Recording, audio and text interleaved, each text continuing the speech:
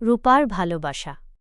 একটি ছোট্ট গ্রামের মেয়ে রূপা সাদামাটা পোশাক, মিষ্টি হাসি আর সৎ মন নিয়ে শহরের ছেলে আরিফকে বিয়ে করে আসে। শহরের বাড়িতে পা রাখতেই তার জীবন যেন পাল্টে যায়। আরিফের ননদ নীলা তাকে গ্রামের মেয়ে বলে তুচ্ছ করত।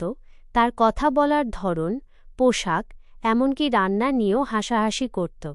রূপা কষ্ট পেলেও কিছু বলেনি। সে ভেবেছিল ভালোবাসা দিয়েই সে সবার মন জয় করবে।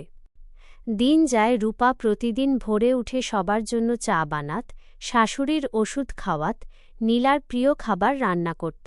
তার নিষ্ঠা, নম্রতা আর ভালোবাসা ধীরে ধীরে বাড়ির পরিবেশ পাল্টে দেয়।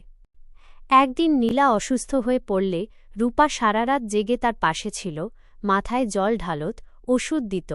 সেই মুহূর্তে নীলা বুঝতে পারে রূপার মনের সৌন্দর্য কত বড়। কিছুদিন পর রূপা শুধু গ্রামের মেয়ে নয়, হয়ে ওঠে বাড়ির প্রাণ। শাশুড়ি তাকে মেয়ের মতো ভালোবাসে, নীলা তাকে বোন ডাকে।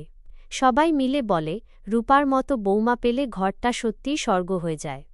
রূপা হাসে, মনে মনে ভাবে, ভালোবাসায় মানুষকে আপন করে তোলে, স্থান নয়, মনটাই আসল। এই রকম ভিডিও পেতে স্বপ্নের বুনিয়াদ চ্যানেলটি সাবস্ক্রাইব করুন এবং কমেন্ট করে জানান। আমিও যেন তোমাদের পরিবারের সদস্য হওয়ার সুযোগ পাই। তোমাদের ভালোবাসা আর পাশে থাকলে সবই সম্ভব।